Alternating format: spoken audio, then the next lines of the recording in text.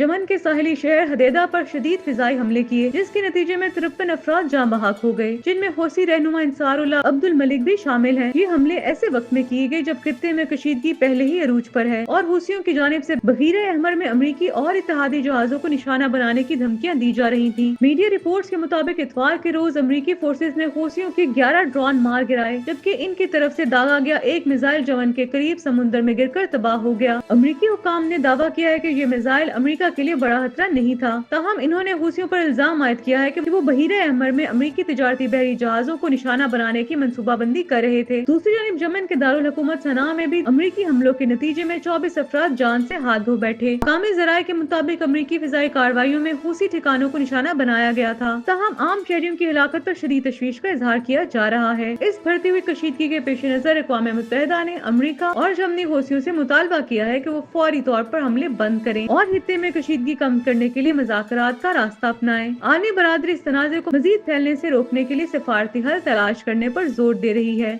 क्योंकि खित्ते में जारी ये कशीदगी आलमी सतह पर भी संगीन असरात मुरतब कर सकती है।